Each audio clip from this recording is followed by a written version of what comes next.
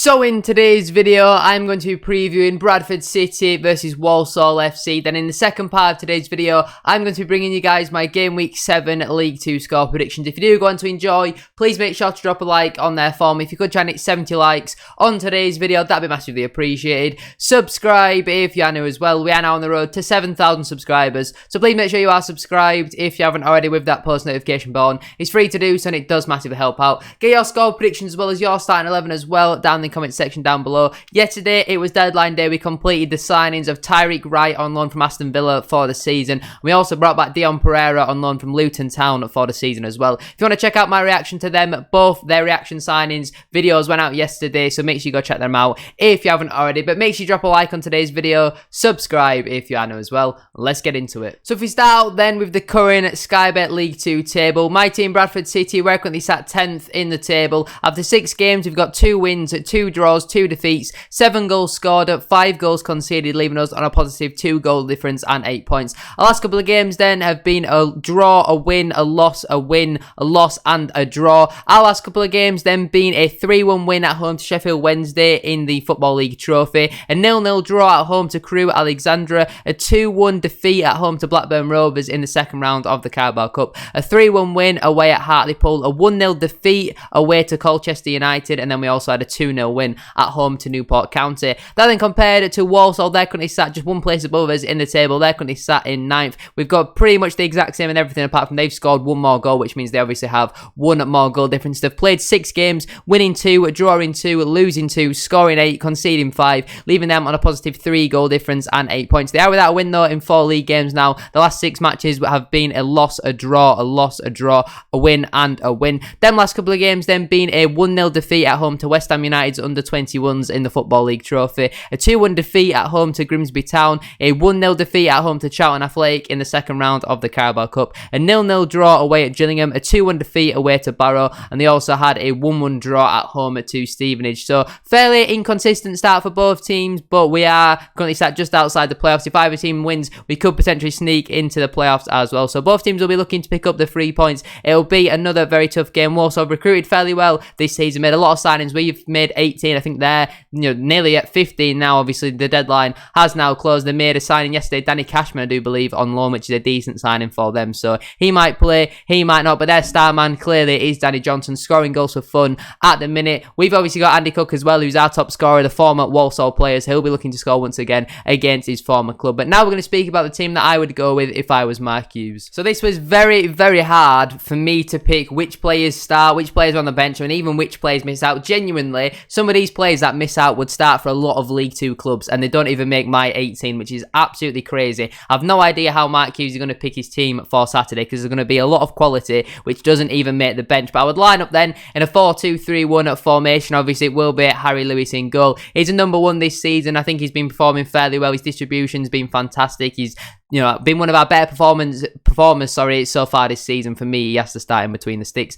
Right back, I've just edged it with Brad Halliday. I thought on Tuesday night, Luke Hendry was absolutely fantastic. That's one of the best performances I've seen from Luke Hendry in a Bradford City shirt. I thought he was really, really good. I think he got 2 assists as well in that game. He was a fantastic performance from Luke Hendry, but I've just edged it with Brad Halliday. If Halliday drops another 5 or 6 out of 10, then maybe you start Hendry in the next game against Mansfield. But for this one, I've just edged it with Brad Halliday. If Hendry starts, I definitely wouldn't have anything against that. 2 centre-backs, this might cause a little bit of debate. Firstly, I've gone with Matty Platt. I think in the league, the past couple of games that he's played, he's been fantastic. He's been man of the match in a couple of the previous games. I think he's been really, really impressive in my opinion. And yeah, I've been quite impressed with what I've seen from him. Partnering him, this definitely is going to cause some debate. I've gone with Timmy Odesina. Romney Critchlow doesn't make my starting 11, and that sounds crazy to think because he has been so good for us, but Odesina on Tuesday was unbelievable. He's not the tallest, but he won everything in the air. He is absolutely rapid, comfortable on both feet, and I think Critchlow, the past couple of games, has been a little bit complacent maybe. I remember in that game against Crewe, there were 3 or 4 times where he passed the ball straight to the opposition, and it did leave us a little bit exposed at the back. Now, if Critchlow is to start the game over Odesina, I have no complaints with that whatsoever, but I think just on the last couple of performances, I think Odesina deserves to start. I mean, Critchlow probably will play because he's on loan from Huddersfield, and Huddersfield will want him to play because he needs to develop, and like if that happens, I have no problem with that. Maybe you put one of the two at left back, but potentially going forward, then you might have a little bit of an issue there. But yeah, for me personally, I've gone with Odesina and Platt flat as a centre-half. If you disagree, let me know why down in the comment section down below. Left back, I've gone with Liam Rideout. Now, I've made my views very clear this season that I think Matty Folds should be the starting left back. But on Tuesday night, I can't say I really saw enough from Matty Folds where I think, yep, you've got to drop Rideout for that. Like what I've seen with Timmy Odesina. I just don't think he quite did enough. I don't think he really did anything wrong. I thought when he was called upon, he dealt with everything fairly well going forward. I thought he was decent, but he didn't do anything stand out like what Odesina was doing, where he was winning everything. He was a monster, and I just didn't see enough from Matty Folds to warrant him being starting over Liam Rideout. So I've gone with Liam Rideout at left back, but again, if Ryder drops another 5 or 6 out of 10, maybe then you bring in Matty Folds for the game away at Mansfield. Moving in then to the 2 central midfielders. Firstly, obviously, Richie Smallwood. I thought again he was fantastic on Tuesday night. He definitely does perform better against the higher league clubs because he's not going to be a midfielder that's going to get 15 assists this season. You know, he's not really a creative midfielder. He can do a job as a number 8 maybe, but he is more of a number 6 or someone who sits just in front of the back 4, wins the ball back, and he was recovering the ball very, very well against Sheffield Wednesday. I think it was one of the best performances I've seen so far from Richie Smallwood. The 3 games that he's played against higher league oppositions, he's looked at their level, he's looked absolutely fantastic, and you can see why played so many games for Hull last season in the Championship. Partnering him, I've gone with Alex Gilead. He's believed that Alex Gilead will be back from injury, and I do think we have missed Gilead recently. I'm looking at the central midfield options. I don't think for a home game, Ryan East really worked with Richie Smallwood. I think they're both two very similar, and they're getting each other's way at times. Thought East had a very impressive first half against Sheffield Wednesday. Didn't really do all too much in the second half, but I was really impressed with what I saw from him in the first half. Songo, I don't think there's any point in playing Smallwood and Songo as a midfield too, unless you're going to play like a 4-2-4. And then Levi Sutton, again, didn't really take his chance on Tuesday night against Sheffield Wednesday.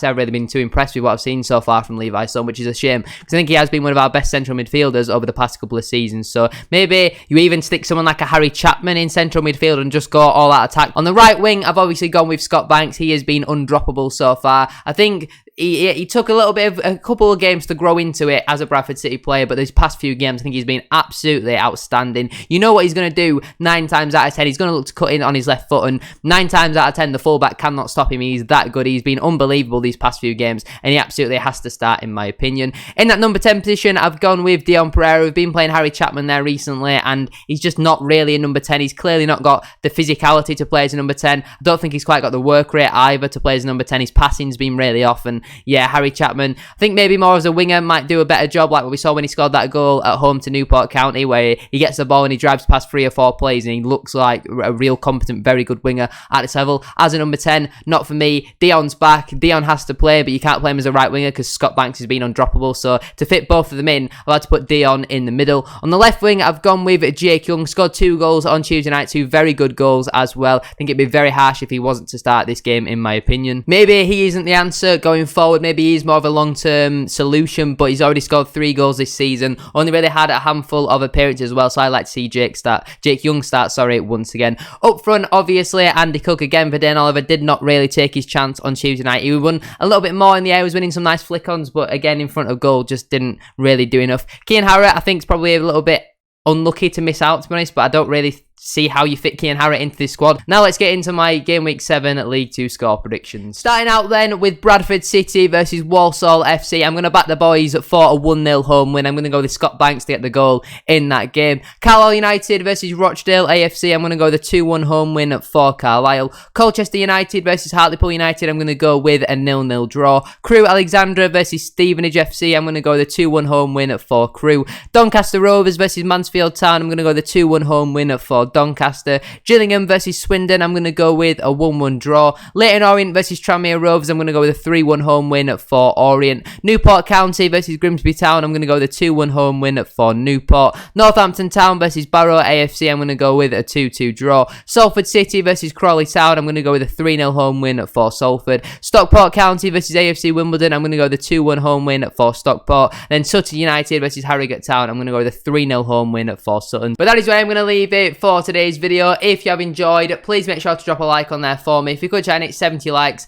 as I said at the start of today's video, that'd be absolutely class. Subscribe if you are new as well. We are now on the road to 7,000 subscribers, so please make sure you are subscribed if you haven't already with that post notification bell on. It's free to do so and it does massively help out. Get your score predictions as well as your starting 11 as well down in the comment section down below. Which players miss out of your matchday squad? Thank you very much for watching. Shout out to our current tier 3 channel member BDavies211. Have a great rest of your day and I shall see you all tomorrow for the Walsall at home match vlog.